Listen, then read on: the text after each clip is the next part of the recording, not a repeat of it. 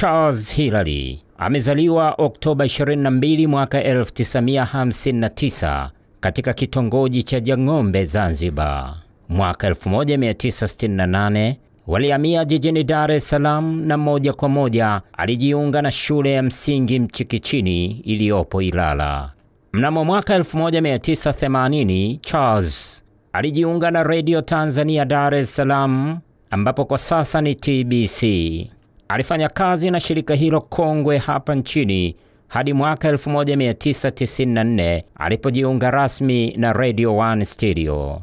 Mwaka 2003 aliondoka hapa nchini na kujiunga na idhaa ya Kiswahili ya DW ya nchini Ujerumani. Miaka mitatu baadaye, Charles Hilary alijiunga na shirika la utangazaji la Uingereza BBC.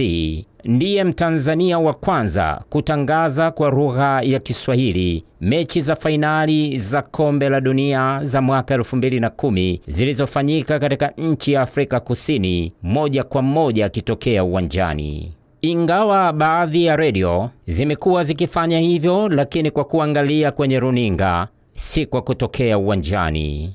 Mwaka 2015 Charles alirejea nyumbani na mara hii alijiunga na Azam Media Limited kwa kile alichokiita umakini wa uwekezaji wa habari uliofanywa na wamiliki wa chombo hicho.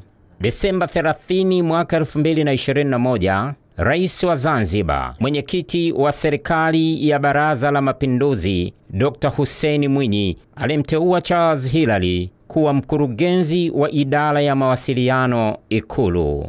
Makala haya ilitaka kujua kiundani zaidi Charles Hilary alianza vipi kazi ya utangazaji. Hebu tujikumbushe, mwaka 2016 nilizungumza na aliyempokea kwa mara ya kwanza katika jengo la utangazaji lililopo barabara ya Nyerere, Dar es Salaam, marehemu Ahmed Jongo, enzi za uhai wake. Charles Hilary ni mwanangu. Charles Hilary nimempokea Radio Tanzania. Charles Hilary ndiye mnamfundisha mpira. Charles Hilary mtangazaji mzuri sana. Ni mzuri. Hakuna hata tokea mtangazaji mzuri pale Radio Tanzania kama Charles Hilary. Kwenda kusema kweli, hatatokea tena. Charles Hilary amekuja Radio Tanzania kampokea pale.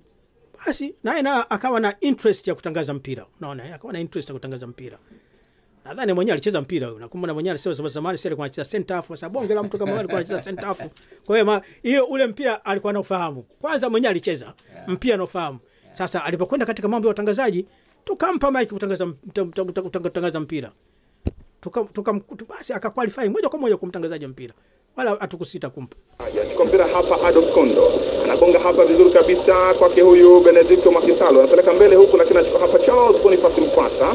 Boniface anapiga hapa kibuyu kile. Anakwenda Sebastian Mnawakala kwa Ni kauli iliyothibitishwa na aliyekuwa gwiji wa utangazaji hapa nchini, marehemu Ahmed Jongo, nilipozungumza naye enzi za uhai wake. Charles Hilary, mtangazaji mstaafu wa kabumbu hapa nchini, aliyejizolea ujiko katika kazi ya utangazaji, anakumbuka namna alivyoripoti kwa mara ya kwanza Radio Tanzania Dar es Salaam. Mara ya kwanza nilipokwenda kuripoti Radio Tanzania ilikuwa mwaka 80. Nakumbuka nikaitwa ofisini kwa mkuu wa mipango wakati huo, mzee Suleiman Hega. Basi nikakaa pale, nikazungumza naye, kaangalia vyeti vyangu na nini. Baadaye nikasikia anapiga simu, anamtafuta Ahmed Jongo. Jongo akaingia mle ofisini mwa Suleiman Hega. Akamwambia nenda na huyu kijana kamfanyie voice over. Kwa sababu wakati ule hata sijui hizi terms za utangazaji, voice over ndo unafanywa vipi na nini na nini. Tukaenda katika studio moja inaitwa Studio 3 pale Radio Tanzania. Akanipa taarifa ya habari ambayo nadhani nilisoma siku za nyuma. Akaniambia hii uisome. Kwa nikamuuliza naweza kuipitia? Akaniambia pitia, tulia. Basi nikaipitia ile taarifa ya habari, nikaisoma kama nasoma taarifa ya habari.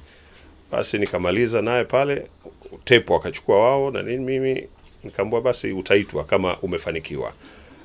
Kwa sababu zamani sio kama, sidhani siku hizi kama hizo zipo, kwamba huwezi kuingia tu bila sauti yako kujulikana kwamba inaweza kuwa ni sauti bora katika utangazaji. Kwa hiyo ndio alinisimamia hivyo, na bahati nzuri nikaitwa kwa ajili ya kufanya kazi. Lakini kitu kingine ni kwenda nayo uwanjani, ile kuonyesha interest tu kwamba mimi napenda kutangaza mpira. Kweli niliucheza, lakini katika kiwango cha shule na kiwango hiki cha mpira wa mitaani. Nakumbuka mechi yangu ya kwanza kabisa kutangaza uwanja wa Taifa ilikuwa Yanga na Coast Union. Nilikuwa naye yeye na Salim Bonde.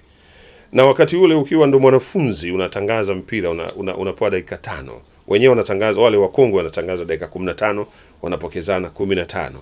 Lakini wewe ukiwa mwanafunzi unapewa dakika 5. Basi nikapewa dakika 5 zile kutangaza. Nilikuwa nimejifua, naweza kusema nilijiandaa vizuri. Basi nikatangaza zile dakika 5, namrudishia microphone Ahmed Jongo. Sasa hawezi kusema kwa sauti kwa sababu sauti yake itasikika, lakini alikuwa ananiambia kwa ishara ya mkono, endelea. Ile kanipa moyo kidogo kwamba dakika 5 hizi nimefanya vizuri, kumbe naweza nikaendelea. Nikapiga 15 kama wanavyopiga wenyewe. Basi mechi nzima ile tukaenda mimi yeye mimi Mbonde. Hivyo mechi ya kwanza kabisa. Ndio ilikuwa mwanzo, na ukifanya vizuri wakati ule basi ujue unaingia katika rota moja kwa moja. Unaangalia katika ubao mechi zinazofuata. Kulikuwa na watangazaji wengi wa mpira wakati ule Radio Tanzania, na ushindani ulikuwa mkubwa. Kwa hiyo nawekwa katika rota, unajikuta jina lako lipo, basi unashukuru Mungu. Kwa hiyo namshukuru sana Ahmed Jongo kwa kweli. Kuna kipindi sasa umeshakomaa mkatangaza. Mechi gani unaikumbuka ambayo mlitangaza wote kwa kiwango cha hali ya juu? Kumbukumbu zangu kidogo zina matatizo. Sikumbuki. Kuna mechi tulikuwa tunatangaza wakati ule tulianza mtindo wa kwenda katika viwanja mbalimbali mikoani, Mwanza, Songea, Dar es Salaam tunapokezana. Nadhani ilikuwa mechi hiyo ya Majimaji na Yanga, yeye yuko Songea, mimi niko Dar es Salaam. Sikumbuki mechi gani, lakini ule upokezanaji wetu, alafu kule Mwanza alikuwepo marehemu Dominic Chilambo.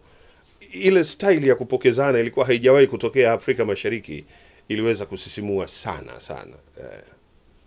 Na ni nani aliyeibuni style ambayo iliteka soko la wasikilizaji Tanzania kwa ujumla? Wakati ule tulikuwa baada ya muda hivi tunakaa tuna review tufanye vipi ili matangazo yawe mazuri, lakini kikubwa zaidi kilichochangia ni kwamba mikoani walikwenda watangazaji mpira katika yale mabadiliko yaliyofanywa na Radio Tanzania, kwamba sasa matangazo vipindi vingine vitoke mikoani na watu wawepo huko mikoani. Sasa bahati nzuri Songea kukawa na mtangazaji wa mpira, halafu Mwanza kukawa na mtangazaji wa mpira, na Songea wakati ule Majimaji timu kubwa. Ukienda Mwanza kuna timu kubwa ya Pamba. Kwa hiyo tukasema tu wenyewe watangazaji wa mpira, kwa nini tusifanye style hii kwa kushirikiana na mafundi wa mitambo? Kwa nini tusifanye style hii? Nadhani itaweza kuvutia zaidi. Basi tukaifanya na kwa kweli ikawa inavutia sana ile kupokezana Dar es Salaam, Mwanza, Songea, na wakati mwingine ligi kuu ile ya Tanzania, ile ligi kuu ya taifa ile Zanzibar pia mnapokezana. Ilikuwa burudani kubwa sana. Vitu vile haviwezi kutokea tena.